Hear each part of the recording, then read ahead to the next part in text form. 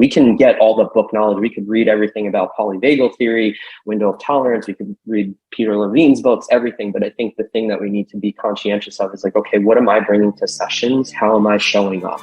Hello, welcome to the Seasoned RD, a podcast connecting newer professionals in the field of eating disorders to those of us who have been around for a while. I'm your host, Beth Harrell, a certified eating disorders registered dietitian and supervisor. And I'm Abby Brown, a registered dietitian who is newer to the field. I think of myself as a well-seasoned cast iron skillet with wisdom and experience, yet always ready for something new. And I think of myself as an Instapot with innovation and a fresh perspective. This podcast brings both to the table to share ingredients, recipes, and techniques of past and present so we can all be our best for the future. The kettle is heating up.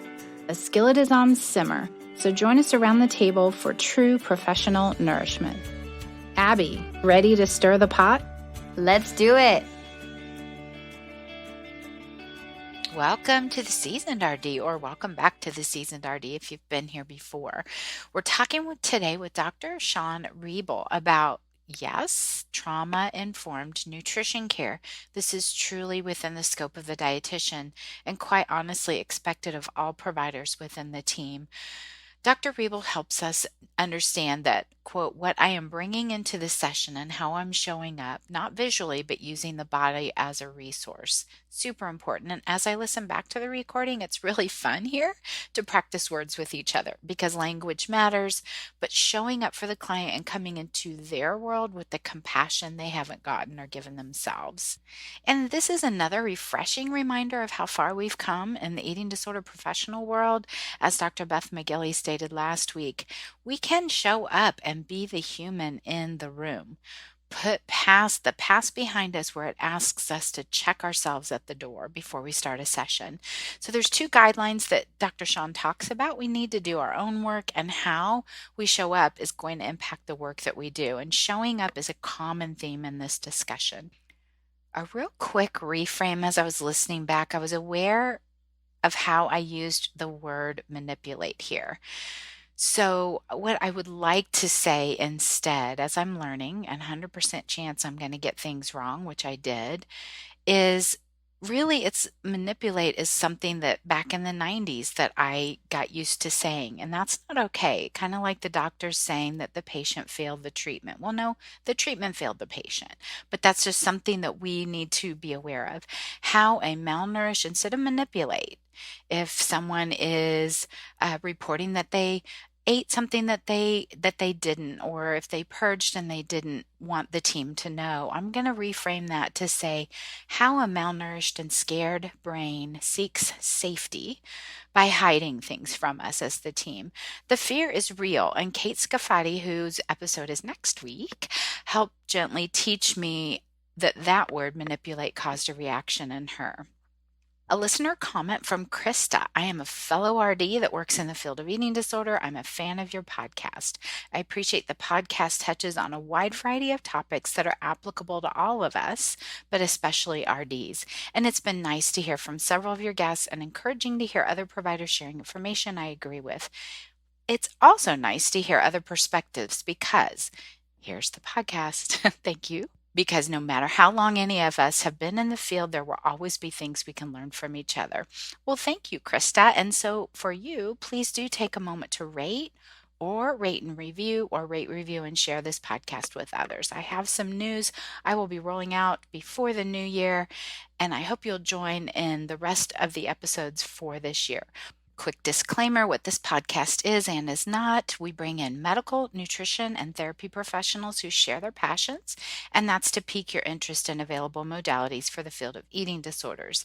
It is intended to inform and educate. What it is not is not a substitute for professional training and supervision to specialize in the treatment, nor is it a substitute for medical, nutritional, or psychological advice from a professional or specialist. I hope you enjoy this conversation with Dr. Shaun Riebl. Welcome, Dr. Shaun Riebl, to the Seasoned RD. Thank you very much, Beth. Hello, Abby. Nice to see you guys. Hello, hello. We cannot wait to chat with you and learn about within health. I do have a couple icebreakers for you, and I know not our guests cannot see this, but the background of your Zoom screen is a beach. So I feel like I have a feeling how you're going to answer my first icebreaker, which is mountains or beach. Yes, you're correct. Beach, absolutely, all the time. Not that I don't like the mountains, don't get me wrong, but the beach for sure. Yeah. Okay. And then my next one for you is breakfast or dinner? Oh, goodness. I forgot about that one. Oh, wow.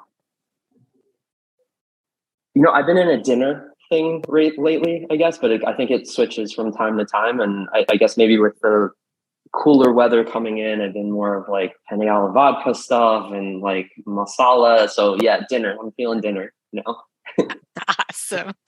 Yeah, it does change with the weather, right? It changes with whatever. For some reason, yeah, like in the summer, I don't know about you guys, but like the summer, I'm like really into cereal. Like I'm like, yeah, like this is great, like stuff like that. So great way to start the day.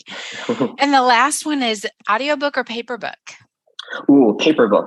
For sure, paper book. Yeah. The audiobook's super convenient, but I think there's nothing like just being able to have that copy in your hand when you're one at the beach, or if you're a mountain person at the mountains, right? So, yeah.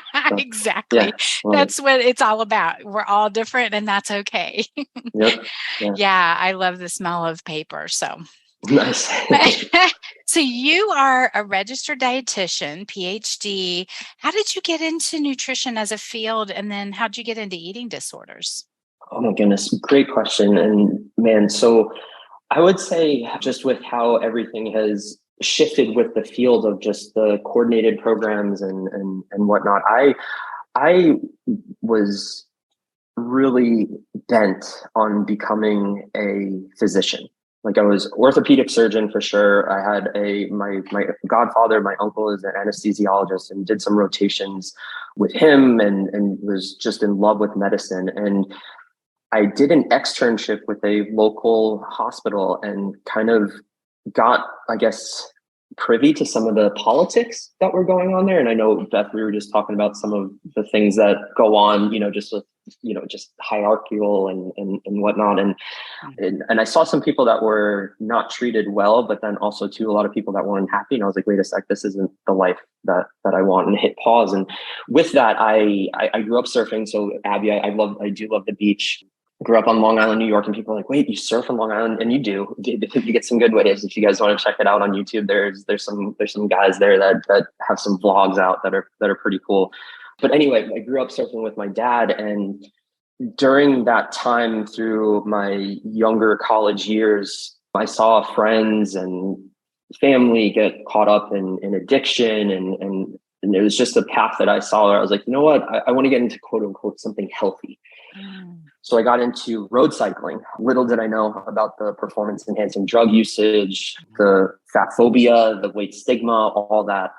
So fast forward, I got into exercise science. And so I went to the University of Colorado Springs for my master's. And I worked with Dr. Jackie Burning, who is a sports nutritionist and one of like the founders of like the CSSD, along with Nancy DeMarco and whatnot. And so I had a registered dietitian as my advisor, but I was this exercise science major. And I don't want to say I fell in love with nutrition, because that's not like, I can't say that. And I'm not going to lie and try to say that, but like, oh yeah, I loved it. It was more like, wow, okay, this is a huge part of sport performance. So I was at the US Olympic Training Center, able to work with athletes, and just saw how important nutrition was for performance. But then also too, with my cycling, I was like, wait a sec, okay, I need to be intentional with how I'm fueling myself for these rides and for training, for racing, etc. And at that time, my advisor, Dr. Jackie Burning, was just like, hey, if you want to talk about food, you need to become a dietitian. I was like, what do you mean I need to become a dietitian? What is that? Like, I want to, I want to get a PhD, like but she helped me. Like, it was just really great, because to have someone that was super passionate about the field and to help like bridge that gap of like, well, look, this is the work that's being done and this is why. Like, there's all these biochemistry concepts. There's it just the conglomerate of what goes into being a dietitian, she helped me really appreciate. I was like, oh, okay, I really do. And so I'll never forget, y'all. I tried to get out of my food service like rotation. I forgot what it was. Not the rotation. It was, but it wasn't. I apologize. It wasn't the rotation. It was the class, because I had to take it over like summer. It was like a June, and I was in Colorado Springs, like riding, and I was like, oh my goodness, I want to go to Utah and like race. Like I want to do these things. And you need to talk about a number 10 can. Right, exactly. Yeah, number 10 can. And I needed to cook broccoli 5 different ways and like, do all this stuff. And I was like, oh my goodness, what am I doing? What is this? But she helped me see, and my instructors, everybody, like the dietitians that were part of that education process, I'm super grateful for all their just pouring into me and helping me understand it. I know I'm getting a bit long-winded with this. This is great. That's how the nutrition piece came in. So after my master's, I was actually set up to go into a PhD program. And I said, wait a second. I said, I need to become a dietitian first. Like I had this feeling. I was like, it's not going to work. Like if I go into a PhD program, I don't know when that's going to happen. Like this is the time. There's a transition. Like there's a pause to the end of my master's work before this. And so I applied, and I was matched to Virginia Commonwealth University. It was called MCV back then. And I did the internship there and started working in renal dietetics. And throughout that time, I was still cycling and I didn't mention during my master's, I did research on male cyclists. That was one of the main things and so I studied subclinical eating disorders in male cyclists, specifically from the community that I was in. I was able to kind of put feelers out and get a large response with some questionnaires about behaviors, food intake, and whatnot, just with a food frequency questionnaire. So nothing super intense, but good enough to shine light on an area that needed some attention there.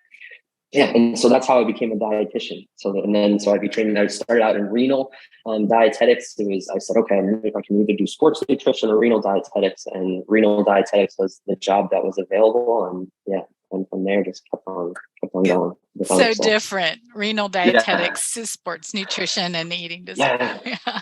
Well, I think it's fun. I mean, I don't know if this is still what you guys have experienced, but I remember just always being like, everybody being like, no, I'm not touching renal. Like, no way. I'm not doing it. Yeah. Like, right. Yeah. Same. So I forgot to bring you back to your RD exam day. And I hate to bring that back, maybe a possible trauma for you, but what do you remember about that day? So I remember I was living in Virginia. I remember that I had to drive a little while to get to the center. It was computer based. So I was on the computer, but it wasn't like, I don't know what it is today. And I'm assuming it's so much more user friendly. Like it was almost like the DOS system. Like it was like the blue screen and just like very like IBM. I don't know if I could even say that, but it was just like very like, okay, it's this question, like very simplistic. It reminds me of like an 80s movie that you see like the computers then. Yeah, MS-DOS. Yeah. I remember that. And I remember being very nervous taking the exam, and I was the only one in the room there. And I finished, and like, I was like, oh no, did I pass? Like, did I pass? And I remember that took like a little while, at least it seemed like a little while to me. And then I got the score and I was like, oh my goodness. And you were the only one in the room?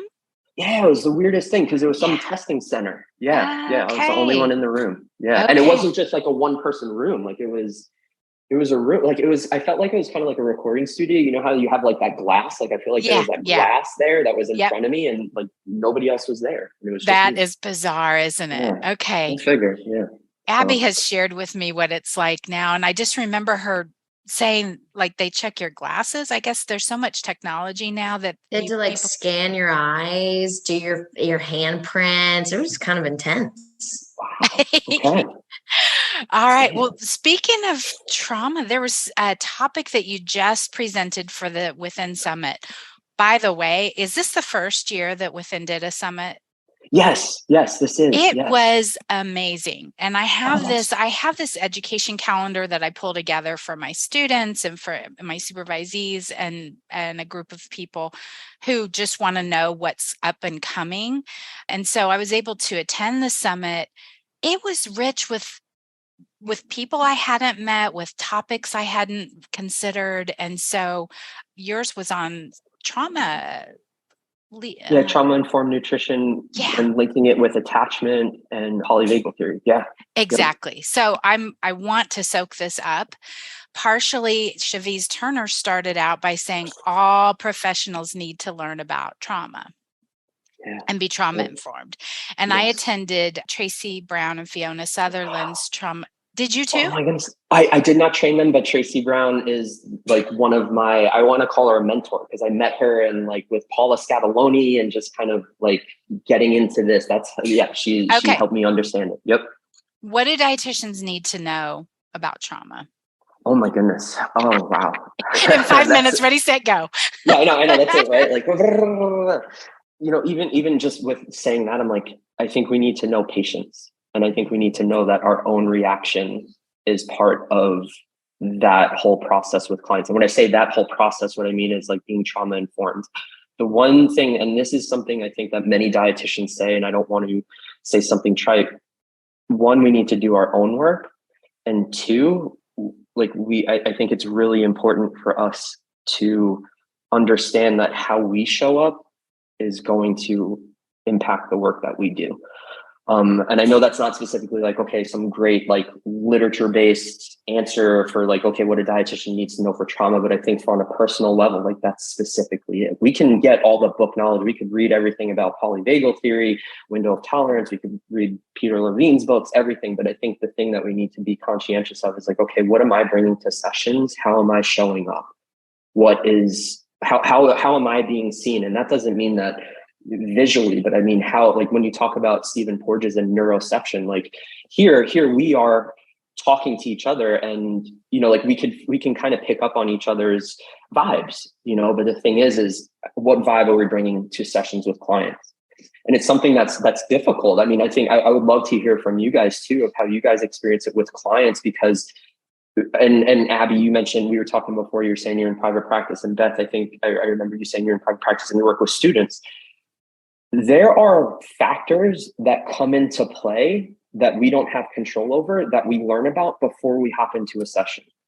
So we might, and this isn't even just to say like, okay, something that my family says, we're from New York. So they're just, and I just say it because they're very like, check your hat at the door. It's like whenever you go to like a family party, it's like, check your hat at the door and you come in and you enjoy family, like that's it. Like, it doesn't matter what you enjoy family, right? But the thing is with clients, it's okay. We need, as professionals, we need to say, okay, wait a sec, regardless of this drama that's happening, I need to show up for this client and come into their world. And I need to be consistent with them. And I need to show them the compassion maybe that they haven't gotten and show them the perspective that they might not be seeing. Not saying that that's totally on us, but they're going to guide us on where we're going to go in that session. Absolutely. Gosh. So I take notes during these, and your show notes are already so long because at the bottom, I'm going to have Dr. Riebel's seasonings. And those are the seasonings, those are show notes that people can then go to and find. Polyvagal, Stephen Porges, all of these people and resources that you've used to get you to this point. But also 1 and 2, we need to do our own work. And we need to know how we're showing up in the room.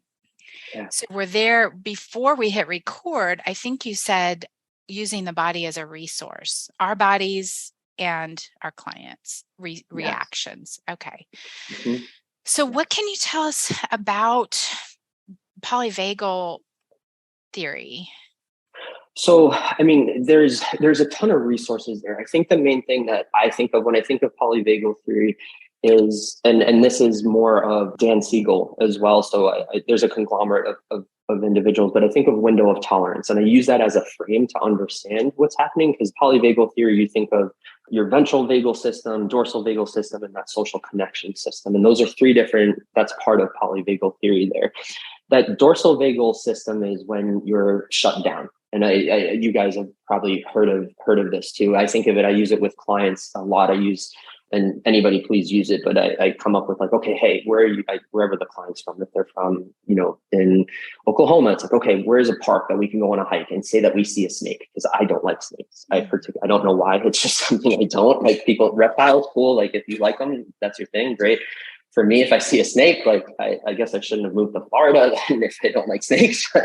But so I say, okay, if we saw a snake, what would happen? Well, in that moment, if it was like a king cobra, I would probably I wouldn't know what to do. I would stop in my tracks and I would freeze because I was so scared in that moment. And I explained to him, okay, that's my system trying to protect me from the threat that's there. Now, if you were, and if Beth or Abby, if you guys are probably be stronger than me in that moment. Be like, Shaun, it's this, don't worry about it. Come on, keep on going. Just keep on going for a hike or whatnot. Keep on going on our walk.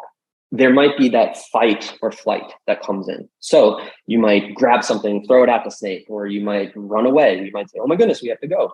So that's that more sympathetic nervous system activation that's coming.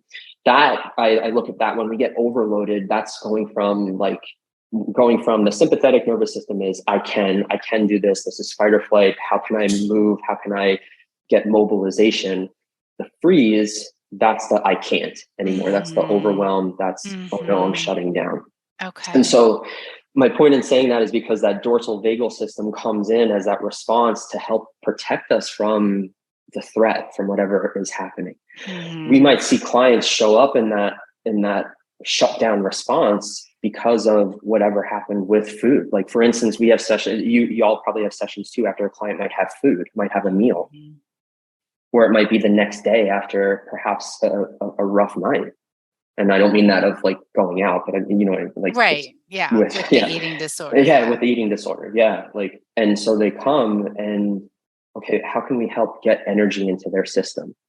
How can we help them get more into their thinking brain? And again, that's when we talk about Dan Seigel and the hand model of the brain, of like, okay, and this is what Katie Peel was talking about. I don't know where it came from, but flip the lid. She talked about like in the talk, and I love that analogy because when I go over with clients, it's true though. Like you don't have access to that thinking brain, to that prefrontal cortex. When you're in that emotional response, you can't think things through, and that's what happens with our clients. And when they're in that shutdown phase, they're beyond that. They're beyond that. We need to bring them back online. How do you bring them out? Yeah. And this is the thing of like, okay, how do we show up and knowing what our clients are bringing to us? Because it's not something where like, okay, cool, we just met in a session and now let's start doing some of these skills. We need to know the client. We need to know what works, what doesn't work, because when someone, and this is where it's so awesome to have such talented teammates alongside of us. And what I mean is dietitians, right? Like the team is so important because we have the psychiatrist, we have the somatic therapist, we have the therapist that can come and say, hey, actually, you know what? I'm noticing when this client is connecting to their body in this way, they start having some of these memories. And so that might happen with food for someone when they get full. I have a client now that's struggling with that like, okay, it gets to a certain fullness level. It's that level that's just like, okay, when our bodies register, okay, we have food, you have food, that's automatically associated with discipline. Okay, so this will be helpful, Abby. It's going to go along with your question. I'm wondering, Shaun, if you are willing to help me with a particular person that, as you were talking about the dorsal and the shutting down. So I have a client who's neurodiverse. She is on the autism spectrum. And whenever I go into, there's a typical like end of session, like, I got to tell her this and I got to ask her, what is it going to be next time? How is it going to be? And she has been to what I call the ICU of eating disorders care in Denver. And so there's a whole lot of my clients who have been to higher levels of care who just can't do it anymore. Like they're just like, Beth, we have to do this in outpatient. And this particular client doesn't have a therapist who's communicating with me very well. So that's just something I have to deal with. But anyways, I feel like that she's shutting down whenever I bring up anything that might be psychoeducational. So the heart rate, exercise compulsion is very real. Understanding the cave person brain, and I'm using Dr. Gaudiani's peace or ravenous hunger. And so I notice in her that kind of pulling back from me and saying, yeah, I know that. Yeah, I know that. So I need to move away from my psychoeducational brain, maybe just calling it what it is in that session. Like, my nervous system is telling me that or I don't even know if I should use those words of nervous system. My body is telling me, or my nerve, I don't know, is telling me that this isn't helpful to you whenever I bring some of those things up. Absolutely. And I think too, asking what's happening for you in your body now? What are you aware of?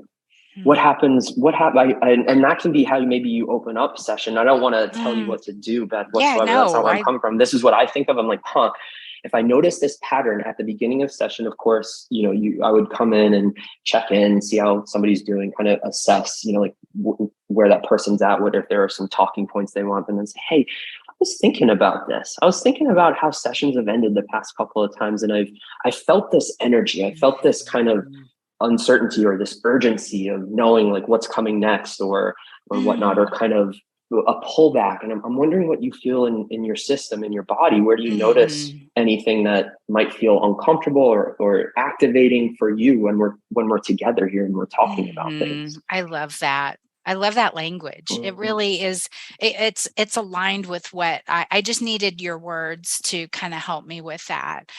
And the fact that she is more on the autism spectrum, I think she has a harder time tapping into her somatic. Oh my goodness. Yes. This is something too. So for a resource, there's something called the Safe and Sound Protocol. I'm not sure if you all have heard of that, but it's something that was developed by Dr. Stephen Porges. If you guys want to check it out, and I would recommend it to other dietitians. And myself, I'm looking further into it, but we have somebody at Within that's trained in this protocol, and it's actually the use of, it's using vagal stimulation, because in your ear you can actually stimulate the vagus nerve, and so you can actually work on vagal tone through different frequencies. There have been, anecdotally, I don't have literature to share, but maybe on the Safe and Sound Protocol website, you could see they might have some research there, but it's like a 6-week process of listening to different music, like different frequencies of music. And it actually helps. And when you think of it, when you think of someone that is neurodiverse, you think of like, what are those frequencies, right? That they have trouble with. The baby crying. Baby crying at such a high frequency, right? So the thing is they use different, and I know I'm repeating myself, but different music, like concertos, like all like violin, cello, classical music, more like 70s pop music, things like that. Like, and it's these are playlists that someone listens to, and it actually there's been great success rates anecdotally with using this protocol to help individuals become more tolerant and to become more aware of what's happening in their systems. So I think that's what you were saying, Beth. And I know, Abby, I didn't answer your question of like, okay, what can we do? We'll get there. I promise we'll get there. But yeah, I think of this protocol, and it's something that I think is really, I don't want to use the word revolutionary, because I don't, I haven't taken the course or anything like that, but it's something where people have been getting healed. And it's like, wow, if something's not working for someone, like, and this has minimal risk, let's move that way. This is the whole idea of the podcast, right? Is coming as introducing people to different modalities that help them learn what they want to learn or help them apply. And Within is one of those kind of like out of the box, let's try to treat people at their home. Because I will say that these clients of mine who have been to higher levels of care, I keep thinking about that. Why do the same thing over and over again and expect a different result? So, yeah. Got it. That makes total sense. Yeah. And something that I want to say, and this isn't like a huge like plug for Within or anything. It's something that I think is really important. It's that we're all like, and I say we all, but everybody at Within, we're passionate about it. We're not trying to replace in-person treatment. Right. Like that's not our gig. Like, you know what I mean? There's a time and place for that. What we're trying to do is exactly what you were saying, Beth, is to find those individuals that have been to treatment or can't make it to treatment or are scared of going to treatment in person, or have had multiple attempts of treatment and it doesn't stick. Because when we're working with somebody in their home, that's where there's no translation necessary. they're able to take the skills that we do with them and implement them. Yes, we might not be we might not be with them specifically, but they're in that environment. And so seeing how they can translate those things more easily versus being removed. If you put somebody in a vacuum, it's going to be very easy to do things. And that's what we see. People have gone to higher levels of care. And they have to come home and do it all. All exactly. Again, in their own place. So what's the ideal client for within? Oh my goodness. Well, so in this, I would say for within, we're looking for someone that has, and I mean this with all due respect, that has some familiarity with using technology. They don't have to have tremendous familiarity. Oh my goodness, I smiled because we had some individuals come to us that haven't even had cell phones, and because of their cultural beliefs and whatnot, and it has been a joy to work with them. So I say that it's good. Not that someone needs to know how to use a device, because we have individuals on our team that can help people understand and use those devices, but to understand the dynamics of like, okay, if I hit this button, like it's going to turn me off, like, and I don't want to do that.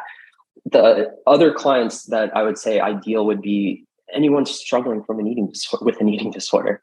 There isn't like, okay, this person is not a great candidate or whatnot. We don't have the capacity for 24-hour nursing care or monitoring. So if someone needs that monitoring, that's something that we are going to be, we're going to be very upfront and transparent about that, hey, we really believe that you need more acute care than something that we can offer you right now. But mostly we don't have many limits on who we can see. Mm-hmm. Yeah, I really do see that as a for those clients who have been there, done that, and tried so many other things that it's like any other virtual program, whether it's numberless scale that Bluetooths over to the practitioner, whatever. There's ways that people can kind of manipulate with food and eating on camera or in groups or whatever. If you're at your home, I'm sure there's ways that people can manipulate that, and so it really becomes more of like the greatest client for this is someone who is so sick and tired of their eating disorder, and they just want the help, and so they're going to be open and honest, and they're going to be received in even the way that you said about the cell phone. Like, it's such a joy to work with people who don't have the cell phone. It's a reframe to me. I would love it if people didn't have the technology that's out there right now. But anyway, I digress. A quick shout out to the sponsors of today's episode, Within Health. Within Health is unique. It's virtual and comprehensive and personalized treatment for those with eating disorders. It's built on tech-enabled and digitally native platform. Within brings a full multidisciplinary team, remote patient monitoring, and get this next one, food delivery to the home, and aftercare all into the home. And all of this to increase access, improve outcomes, promote healing. Within Health offers virtual partial programs, so PHP and IOP levels of care, depending on each client need. Finally, scheduling is flexible and determined on an individual basis. Within Health treats ages 13 and up and all genders. So check it out in the links. Again, they are in the show notes. If you don't mind me adding, Beth, to what you were just sharing, there was some literature, because at the beginning, I think it was last spring, I did a talk for an IADET chapter, and we were talking more about like, okay, remote care, like how has this whole thing come to fruition and what does it mean for treatment? And going through the literature, I don't remember the specific university, but it was somewhere over in England, Europe, and they were looking, and what they found was like, it doesn't matter the modality, whether you're doing remote care or in-person care. If someone wants to manipulate something, they're going to manipulate something, and like I think that's one of the things that I myself needed to check myself with and really look into, because like, wait, how is this going to work if we're on a screen together? Like, aren't there barriers to that? And the reality is, yes, there's barriers, but then also too, when you look at it, there are even barriers when you're in person. There are tons of things that happen that can, those variables. So I just wanted to put that out there because it is something where it's like, wow, like even if someone has that history, it's like, okay, well, exactly what you said, Beth. Where are they at? What are they looking at? Absolutely. It's What data do they want for to get us. about? It's data Exactly. about them and where they are in the moment. Yep.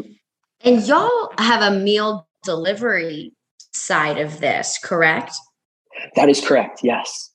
And so is that nationwide or in specific states, or how does that work? It's nationwide. Yep, it's nationwide. And so the vendors that we use are able to deliver to the lower 48. I say lower 48 between the two that we're able to use. There are some barriers with it, and I mean this with all due respect. As dietitians, I think we're very up on a lot of the different cultural things that are going on, and when I say that, I guess specifically like diet culture and healthism and clean eating and all that. And so there are some barriers that we navigate with that. However, we look at some of those barriers as opportunities, because when someone is at that place where they have their safe foods, those safe foods are the only ones that they're willing to eat, what do you do? I don't know what everybody's philosophy is, but for our philosophy, what we do is we meet the client where they're at.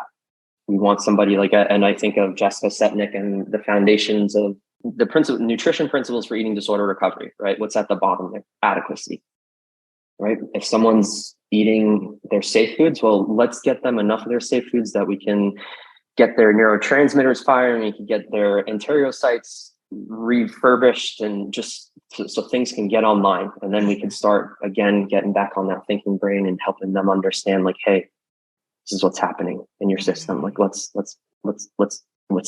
expand some. Let's see what we can do.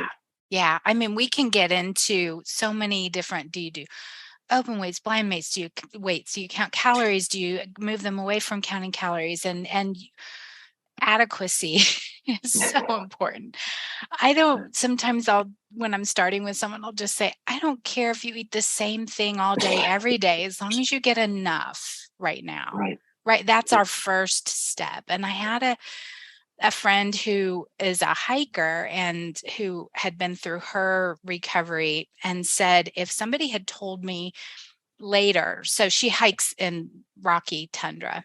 She said, if somebody had told me this is what it's going to look like at the end, I would have been scared, because I need that first rock to put my foot onto, to have a strong hold before I find the other rock to put my foot on. And so counting calories or eating the same food without variety, that is just that first rock to me of, we've got to find a stronghold. We've got to find footing. Yeah. I love that. And I know that's like, even what you just said, Beth, might be really controversial, and some people might be like, oh my goodness, counting calories, but it's the fact of the matter. When someone is at that place, and again, and I don't know if this is, like what we can look at things as obstacles, or we can look at them as opportunities, right? Like, so what are we going to do? How can we help somebody? Of course. And what we might do too, we might show them a picture of the landscape and say, hey, or maybe not, like what you're saying, Beth, with this client of, hey, they need to get their footing first on this rock before we show them the next step. But sometimes you have to say, hey, I know you want to eat intuitively, and right now you're at this place where we're going to focus on it. And that's the ultimate goal. If we can collaborate, if we can come together and see that, okay, if we take these necessary steps, we'll eventually get to that space. If that's too overwhelming, okay, cool. Like, we don't have to think of that. We can stay right here, right now. But I want you to know. Yeah, exactly. Mm-hmm. Yep. Get you to adequacy. And I had forgotten about the Jessica Setnick's, the pyramid. The pyramid. Yeah, the pyramid. Yeah. So there's your show notes are going to be 5 pages long of all the resources, all the great stuff. Cool. I don't know if y'all have noticed, since we started talking about calories, 1600 is becoming the new 1200. Have you guys seen that? I have not. No, please tell me more. Yeah, tell us. I don't know what famous person started saying that they're eating 1,600 calories and people started taking it and running with it? But I'm like, well, we're getting somewhere, maybe. Or maybe. Yeah. That's great. Yeah. And what Take is what we can this? get. Yeah, we will take what we can get. And some of these, the problem can be that when someone's restoring, just not even a number on the scale, but just have been in such a deficit for so long, it can take, and maybe it's okay to say these numbers out loud, and maybe it's not, but this podcast is for professionals. So it's thousands and thousands of calories just to get somebody to get to a point where they can restore and repair. Yeah. So putting those numbers out there for a client, like 1,600 doesn't even help your big toe make it through the day sometimes. Yeah. I don't know about y'all, but for me, sometimes I really wish I could share calories with clients. I say wish because it's like, yeah, you would just know, like, because they're like, oh my goodness, well, I'm not eating this. I'm like, are you kidding me? If you just ate the food, like, like you're freaking out. Like, you've already eaten it already. Exactly. And the nuances of the tiny amounts of differences that somebody is going to get really stuck on. Yeah. Like I had, someone who said, I got a burger, but I didn't do the bacon on it. Okay, well, I understand. And the bacon's like 45 calories. Like who, you're going to walk across the room twice and I don't know. Well, it's like what you're saying, like with that though, too. It's like, okay, so you're worried about that, but are you going to be thinking about bacon for the rest of the night? Right. Or is that going to come back to you the next time? Are you going to feel shame when you show up to our session and you say, oh, well, I had the burger, but I didn't have the bacon? Like, how worth it is it? And don't get me wrong, we're going to celebrate opportunity. We're going to celebrate victories, right? Like, awesome, cool, you had the burger. Well, let's focus on getting the bacon next time, because I don't want your mind thinking on that or thinking that this is some forbidden food or that you're not good enough because you didn't do the bacon, or still having the fear of the bacon, right? And it's like, wait, let's fully embrace this. This is what oh my goodness, y'all. I don't know. We do a group. I do a group with fully claiming your victories.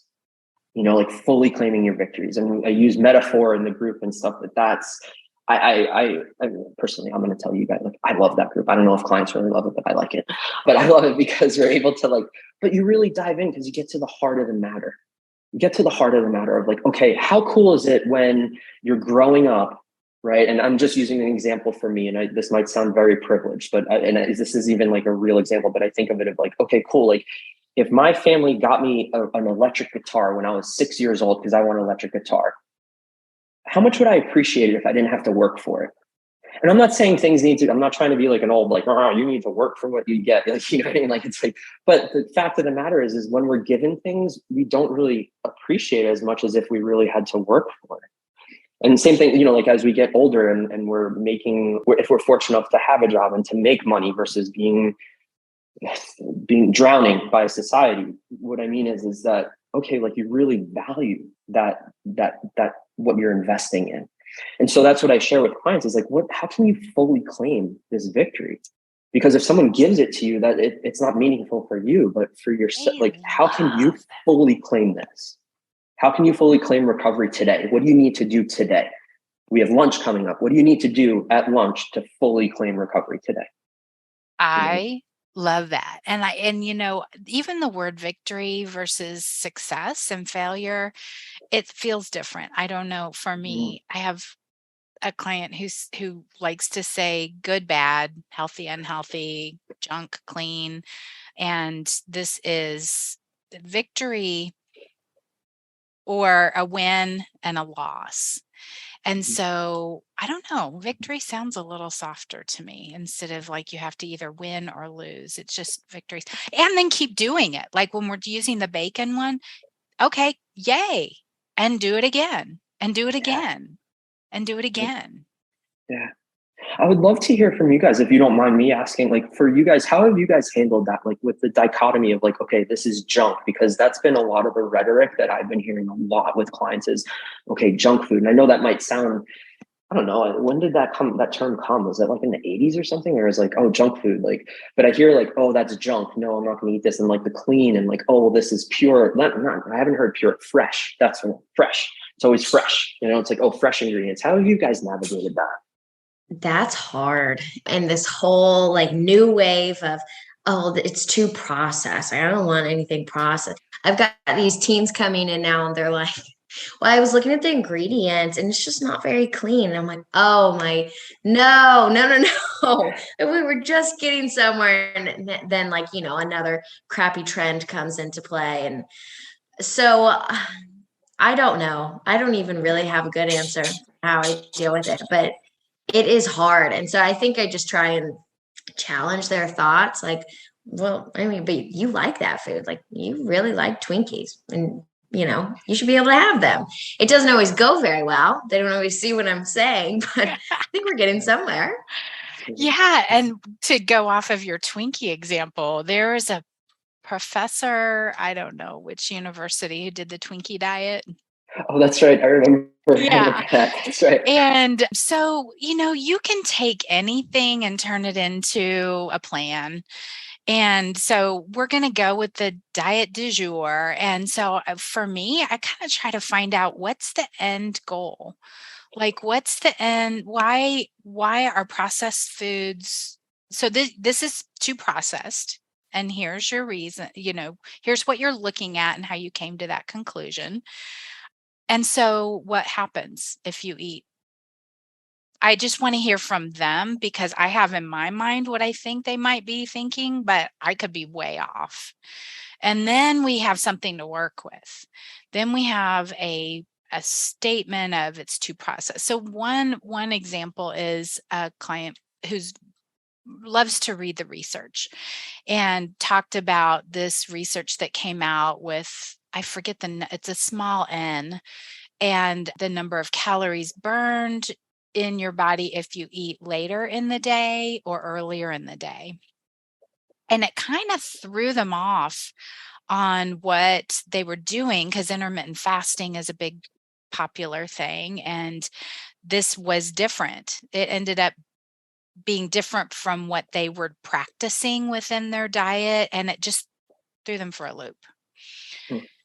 So what is the end? Is the end calorie burning? Because guess what? You're in restoration right now. Your cells are your body. I'm always, as the dietitian, representing your body. If you can't tap in or understand what's happening, I'm going to tell you from a body, a human, a mammal perspective, what's happening in your body. So you can take it, you can let it go. I'm holding a little soft ball that kind of they hold on to it, try it out. I don't like that. Try something else out. I got so many little gentle balls to toss your way that you can hold on to and try it out. So, if you're trying to burn calories and that's why you're eating at a certain time of day, or if you're wanting your body or your metabolic process to be on your side, then eat all day, every day. Yeah. But I don't expect you to believe me, but this is the truth. This is what your body would be telling you if you were able to hear it. Yeah. It's funny with us, with this conversation, what we're having now, what got me thinking about it is actually going back to that like trauma-informed care of like, okay, so Abby, this started out with like, and I don't know why Twinkies are on the bad list now, but you know what I mean? But like the process, like quote unquote processed food, right? Like it's, to me, from a trauma-informed lens, what I think of is like, okay, how, to me, it's just clicking. It's like, oh my goodness, wait, of course that would be the thing, because if that's what everybody's talking about, we want to be a part of the pack. We don't want to be left back, right? Like if we're left, we are at the mercy of the predator, right? Like, and I'm just saying that, and I know that might sound scary. I know there's a movie and all that, but I mean, like, but if we're in a pack, we're cool. We're cool. I'm good. Like if we're safe. There it is. Safety. That's exactly it. Safety. So I think that's where we can go too, is like, and kind of what you were saying, Beth, of like, okay, what's the end? What's the end goal? Like what's the end there? And that's the thing, is like, okay, how is this providing you safety? Mm-hmm. Because I see this providing you a lot of distress. Mm-hmm. I know you value connection, I know that you value connecting with other people, but your mind is thinking about X, Y, like what ingredient is number one on the list, or what ingredient is number just even listed on the list, versus showing up and being one with who you are. I mean, what I mean is like having that connection, that relationship with who you're hanging out with. Yeah. I literally just had chills up and down my legs because I'm feeling this. It's about connection. It's about safety, and that trauma-informed nutrition care.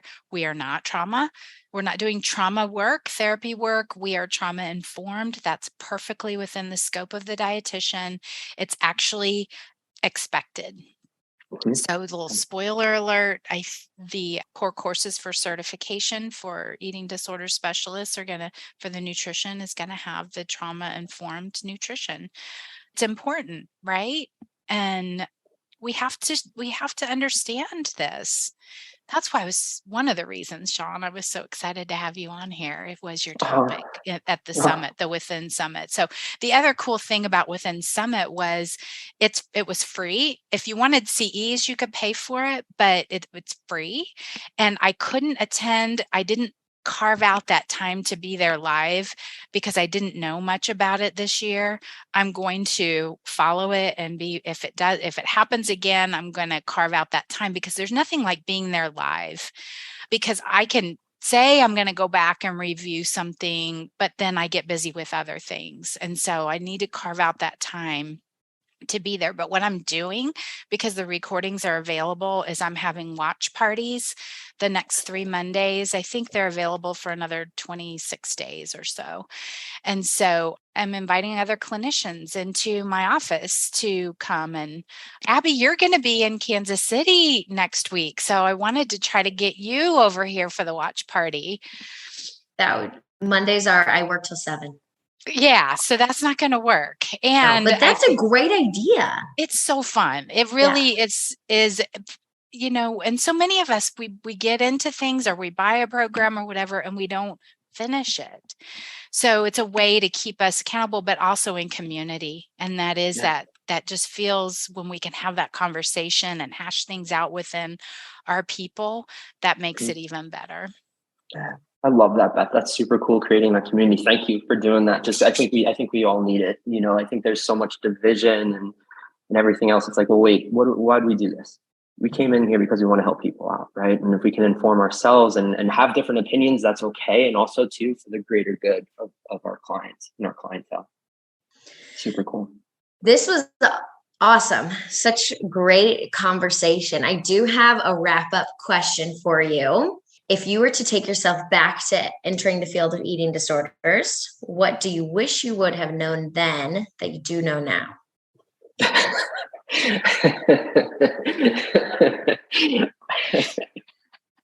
This is not a comedy, Shaun. I'm not sure. I know. I'm really sorry. I'm just laughing because it's, and I don't know why I think it's funny. Maybe it's like the disconnect. I don't know. That it would have to be so confrontational. Like, I am one of the least confrontational people ever. And everything we do each day is it's totally and in my mind, I don't, it's just it's wow. Okay, this happened. We need to change this. And so really calling things out, being hey, that's not okay. If I knew that was going to be part of the gig, I don't know if I would have signed on the line, but this is where we are.